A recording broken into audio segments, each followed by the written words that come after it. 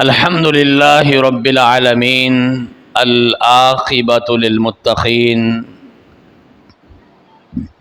الحمد للہ الذی لم يتخذ ولدا ولم يكن له شریک فی الملک ولم يكن له ولی من الذل وکبرہ تکبیرا اللہم صلی علی محمد وعلی آل محمد وبارک وسلم وصلی علیہ۔ اعوذ باللہ من الشیطان الرجیم۔ لن تنالوا البر حتی تنفقوا مما تحبون، صدق اللہ مولانا العظیم۔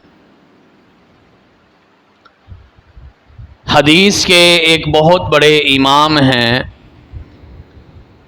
امام احمد بن حنبل رحمۃ اللہ علیہ۔ انہوں نے حدیث کی ایک بڑی مستند کتاب لکھی ہے جس کا نام ہے مسند امام احمد بن حنبل۔ اس کتاب میں انہوں نے ایک بڑا خوبصورت واقعہ اور اللہ کے پیغمبر علیہ الصلوۃ والسلام کی ایک حدیث پاک بیان کی ہے کہ نبی کریم علیہ الصلوۃ والسلام ایک دن اپنے صحابہ کرام میں تشریف فرما تھے۔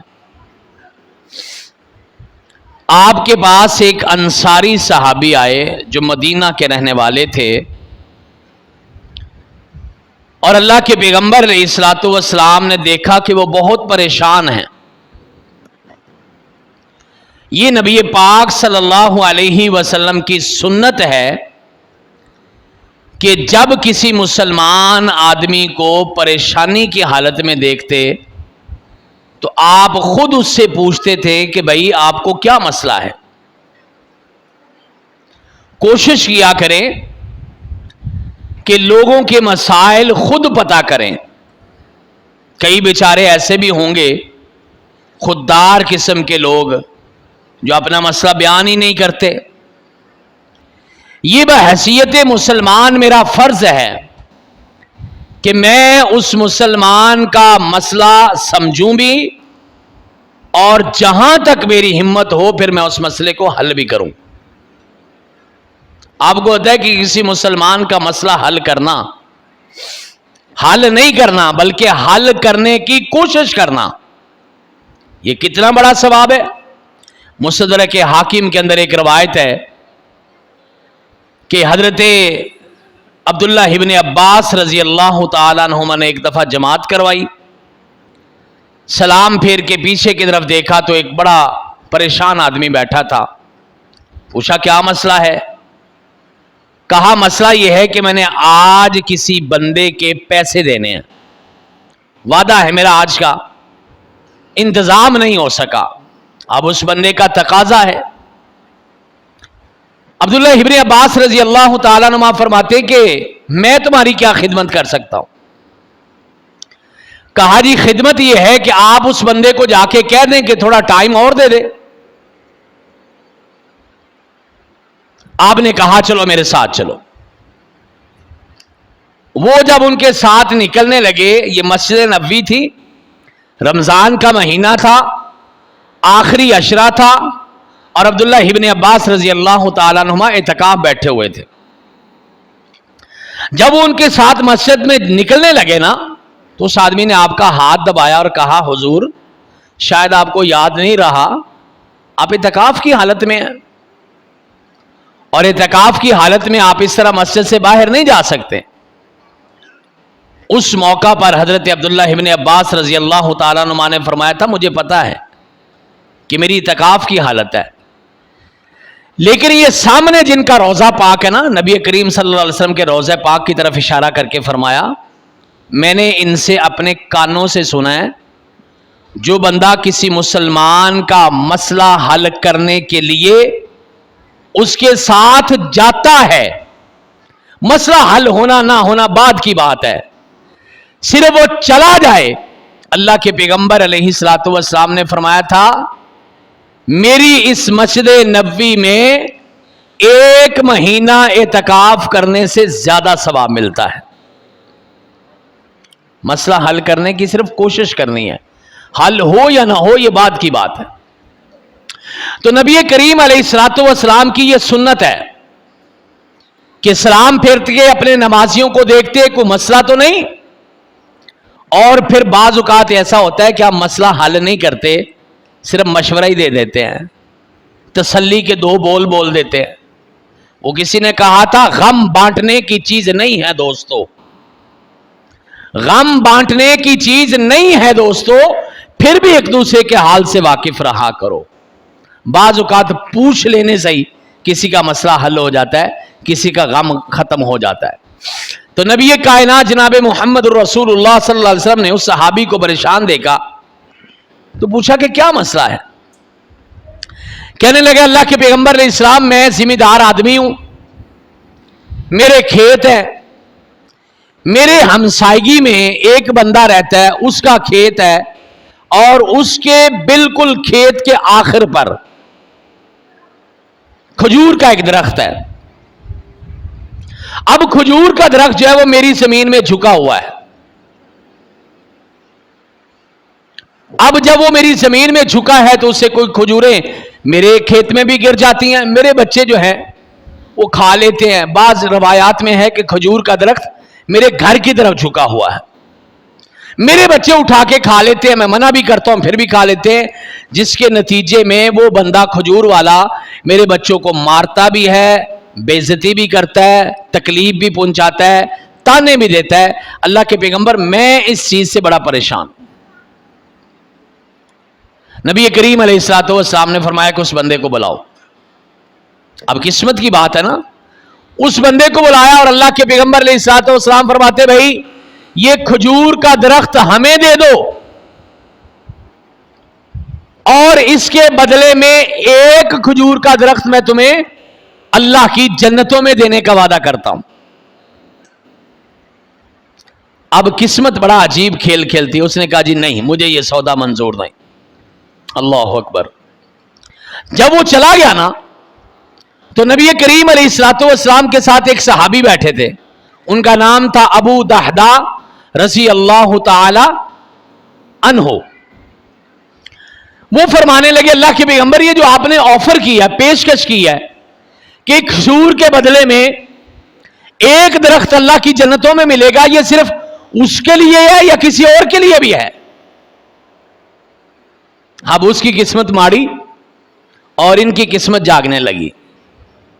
اللہ کے پیغمبر علیہ الصلوۃ والسلام نے فرمایا نہیں, جو بھی یہ کھجور کا درخت لے کے وقف کرے گا نا, ہم اس کے لیے یہ پیشکش کرتے ہیں کہ اس کو جنت میں ایک کھجور کا درخت لے کر دیں گے. ابو دہدا رضی اللہ تعالی عنہ نے اس کے پیچھے دوڑ لگا دی.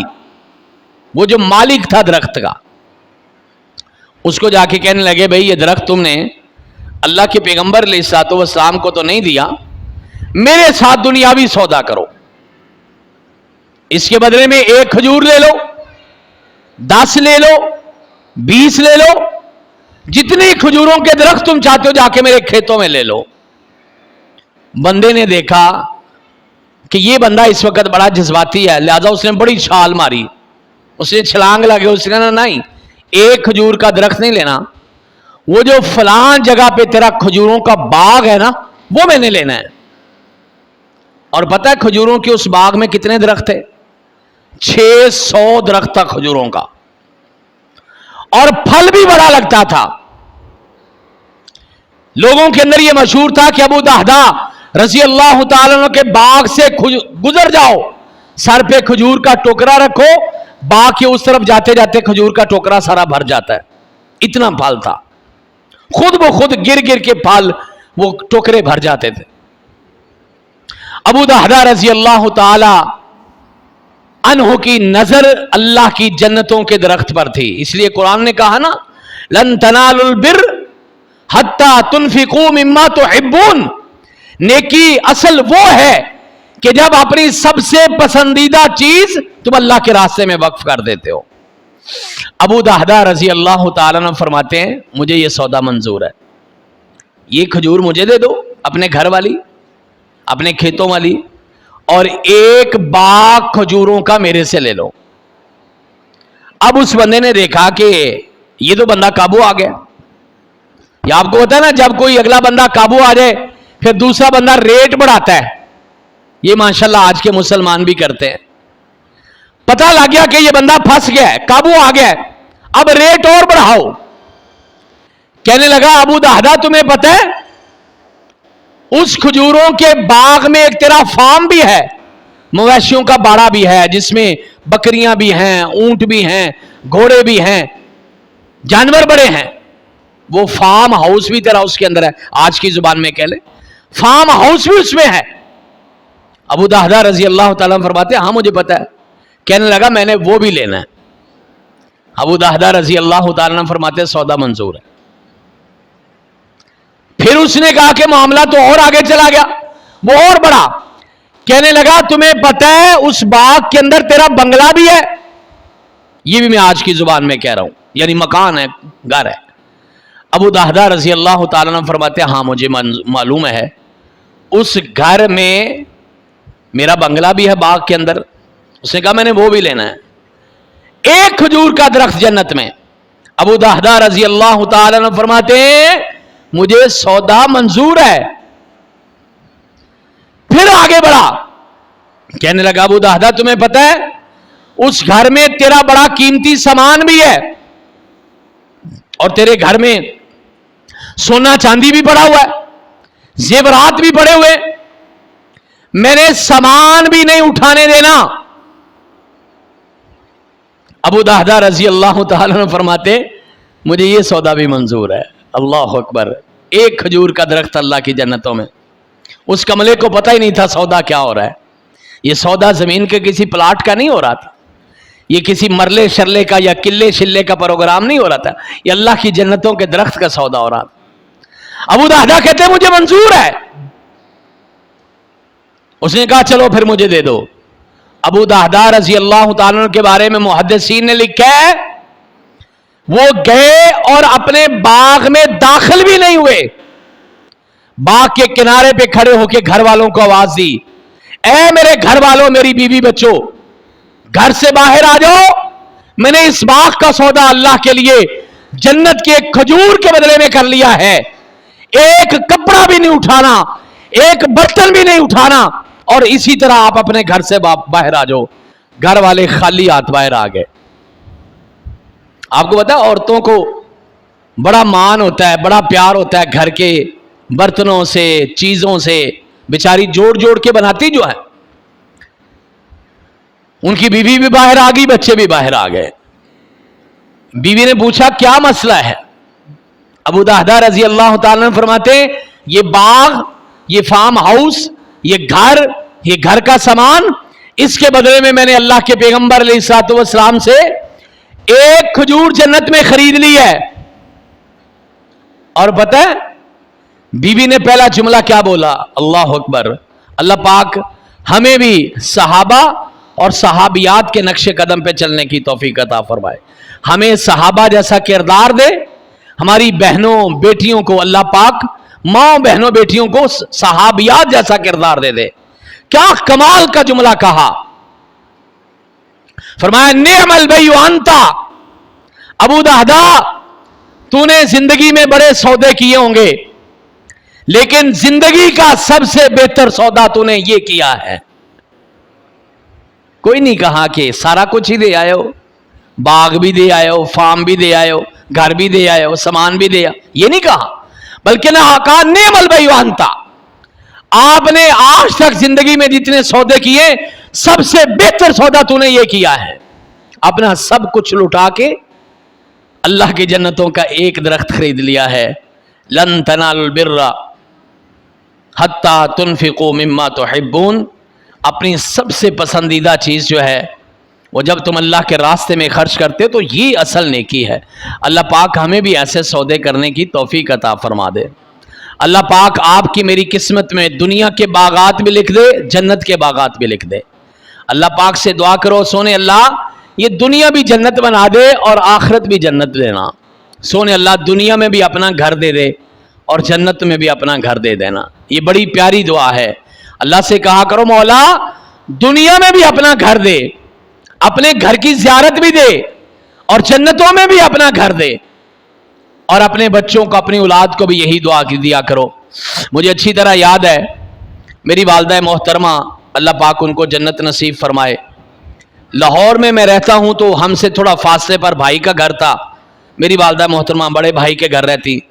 میں الحمدللہ اکثر جب ان سے ملنے جاتا تو لاہور میں شاید آپ کو بتائیں اکثر لوگ کرائے کے مکانوں پہ رہتے ہیں. لاہور میں مکان بنانا ہے ہی بڑا مشکل, اللہ دے دے تو اس کی مہربانی ہے. میں بھی کرائے کے مکان پر ہوں.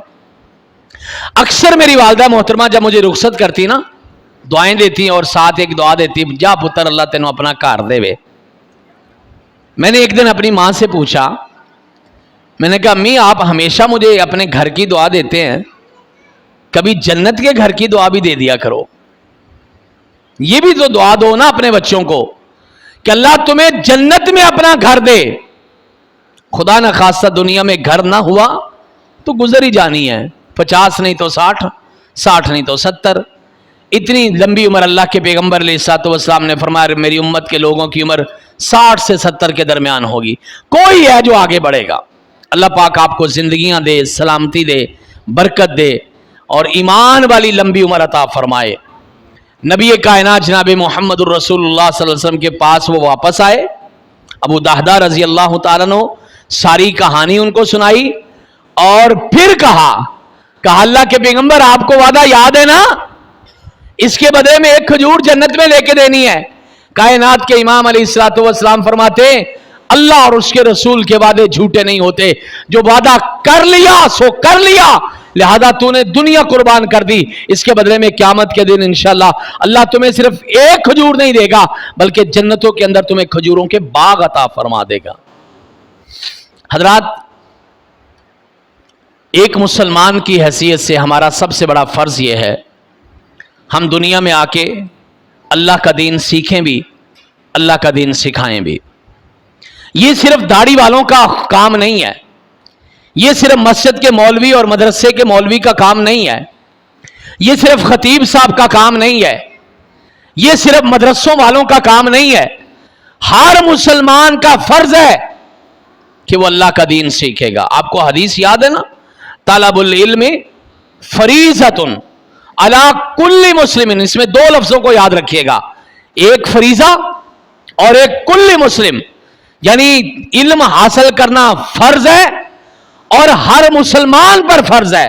وہ مرد ہے یا عورت ہے, وہ بچہ ہے یا بوڑھا ہے یا جوان ہے, وہ امیر ہے یا غریب ہے, وہ پنڈ کا رہنے والا یا شہر کا بسنے والا, ہر بندے کے لیے یہ لازم اور ضروری ہے کہ وہ اللہ کا دین لازمی سیکھے گا. ہماری کیا صورتحال ہے, میری بات کو پوری توجہ سے سنیے گا. ہم اللہ کا دین سنتے بڑا ہیں, ہم اللہ کا دین یاد نہیں کرتے. میرے جملے پہ پھر غور کریں, دین ہم سن لیتے ہیں. اعلان ہو گیا جی لاہور سے مہمان آئے ہیں درس دیں گے, آپ بیٹھ گئے سن لیا, جمعہ پڑھ لیا, جلسہ رات پوری کا سن لیا, کانفرنسیں پورے 2 دنوں کی سن لی, آپ نے جناب والا اجتماعات 3 دنوں کے دیکھ لیے, تقریریں مولوی صاحب نے 3 گھنٹے کی سنا دی, لیکن ہم اللہ کا دین یاد نہیں کرتے سوائے ان کے جو مدرسے میں پڑھتے ہیں یا مسجد میں پڑھتے ہیں. یاد نہیں دین. آپ اس کی مثال دیکھیے, اذان ہوئی ہے, اذان نماز کے لیے میں نے ہاتھ کھڑے نہیں کروانے, پیغام دینا ہے صرف. آپ مجھے بتائیں کتنے لوگ ہیں جنہیں اذان کا ترجمہ آتا ہے؟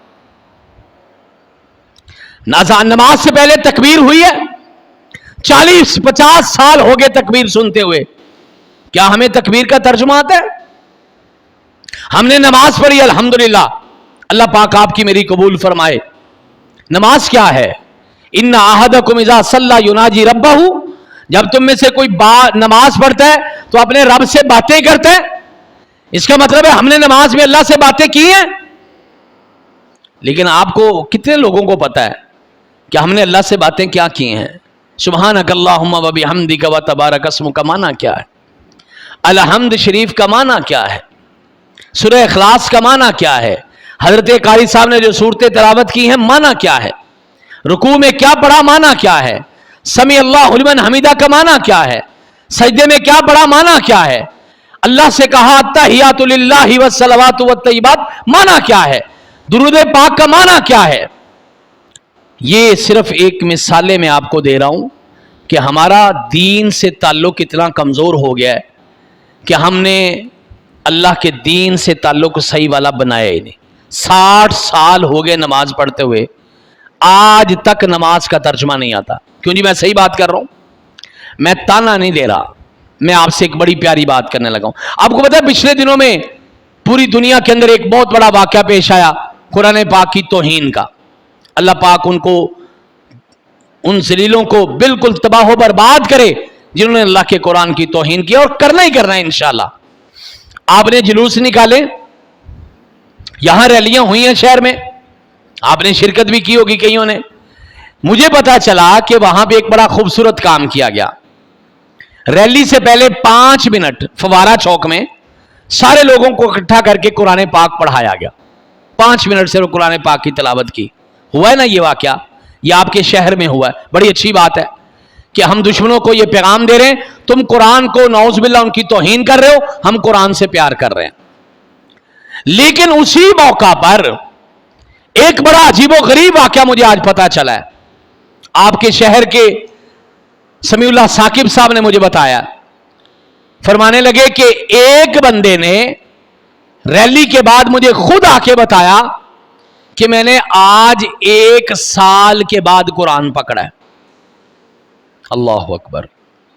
کہتے ہیں وہ جو آپ نے قرآن پاک پڑھایا نا ریلی میں، کہتا ہے میں نے قرآن کو 1 سال کے بعد ہاتھ لگایا ہے.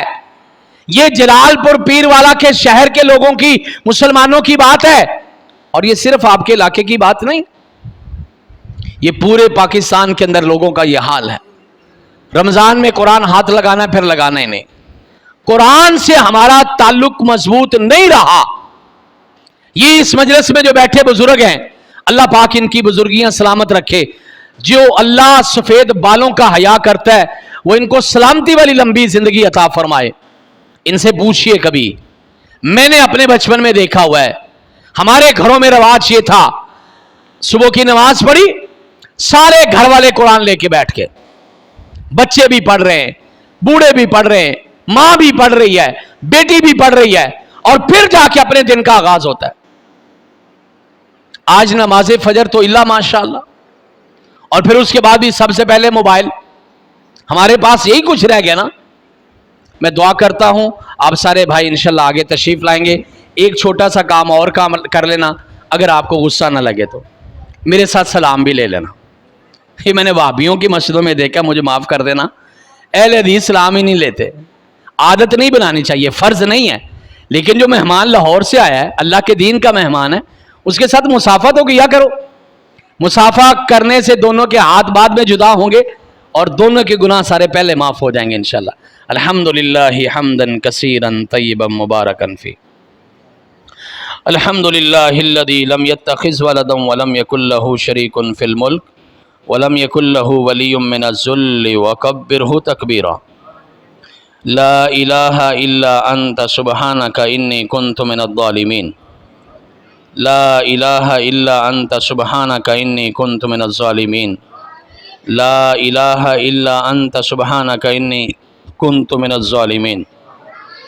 اللہم صلی علی محمد وعلی آل محمد کما صلیت علی ابراہیم وعلی آل ابراہیم انک حمید مجید. اللہم بارک علی محمد وعلی آل محمد کما بارکت علی ابراہیم وعلی آل ابراہیم انک حمید مجید.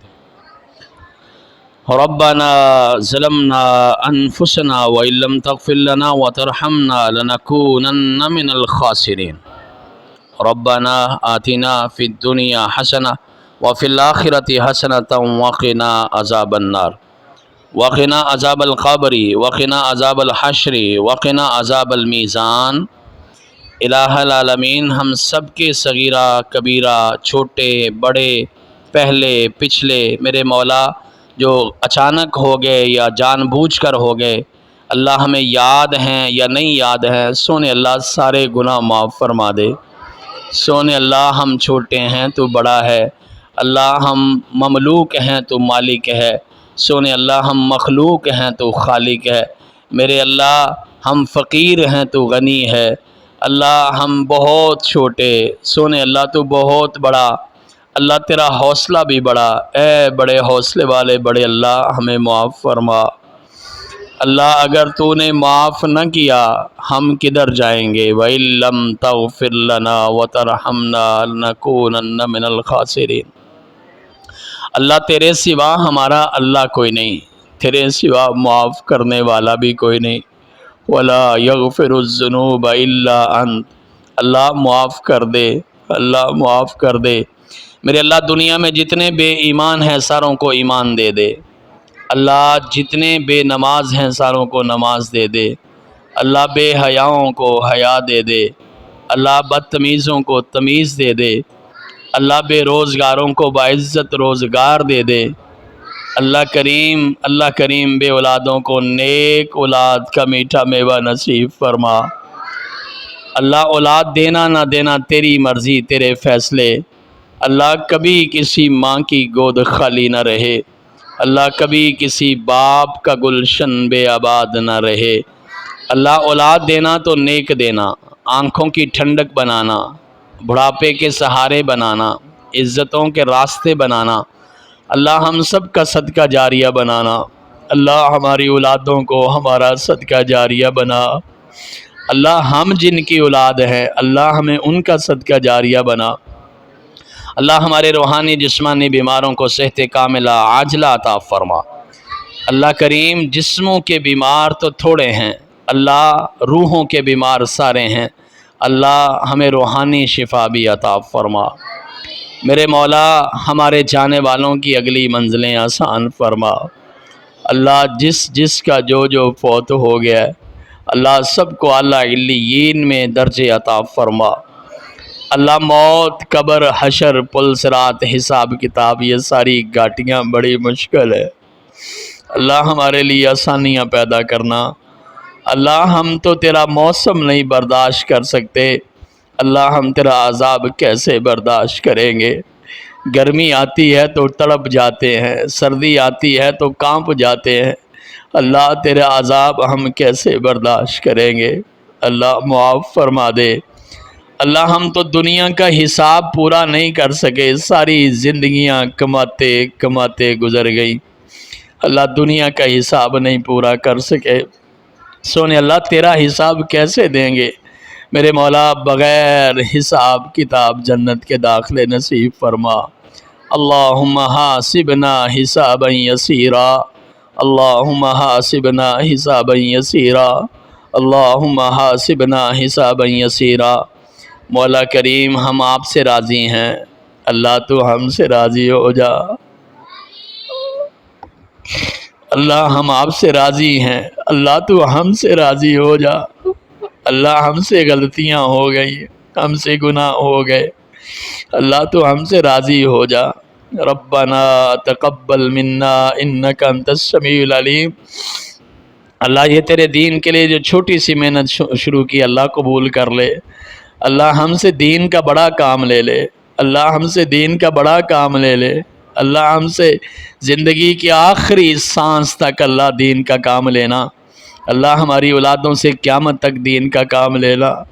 اللہ تیرا دین ہمارا محتاج نہیں ہے، اللہ ہم تیرے محتاج ہیں، اللہ ہم سے دین کا کام لے لے۔ تیرے گھر میں بیٹھ کر میرے اللہ تیرے بندوں سے تیرے دین کے لیے مانگنا بڑا مشکل کام ہے، اگر تیرے نبی کی سنت نہ ہوتی تو کبھی یہ کام نہ کرتے۔ اللہ ہمارے حوصلے قائم رکھنا، اللہ ہمیں استقامت دینا۔ اللہ ہم ٹوٹ جاتے ہیں، اللہ ہم پریشان ہو جاتے ہیں، اللہ ہم گھبرا بھی جاتے ہیں، اللہ ہمارے حوصلوں کو سلامت رکھنا۔ اللہ اس مسجد مرکز کو تا قیامت آباد فرما، اللہ اسے آباد کرنے والوں کو آباد فرما۔ اللہ جو آج کی مجلس میں آیا ہے، اللہ میرا بھائی بہنیں مائیں بیٹیاں اللہ جو بھی تشریف لائی ہیں، اللہ جو بزرگ نوجوان آئے ہیں، اللہ جنہوں نے اہتمام محبت کی ہے، اللہ سب کا ایک ایک قدم قبول فرما، ایک ایک لمحہ قبول فرما، میرے مولا ایک ایک لمحہ قبول فرما۔ اللہ اس شہر کی بڑی بڑی ہستیاں تیرے دربار میں چلی گئیں، مولانا سلطان محمود رحمۃ اللہ علیہ، مولانا رفیق سلفی رحمۃ اللہ علیہ، اللہ ان کی قبروں کو اپنے نور سے منور فرما، اللہ نور سے منور فرما۔ اللہ ان پہ کروڑ کروڑ اپنی رحمت نازل فرما، اللہ ہمیں ان کے نقش قدم پہ چلنے کی توفیق عطا فرما، اللہ اس پورے شہر کو ان کا صدقہ جاریہ بنا۔ تب علینا انک انت التواب الرحیم۔ صلی اللہ تعالی علی خیر خلقی محمد وآلہ وصحابہ اجمعین برحمتک یا ارحم الراحمین۔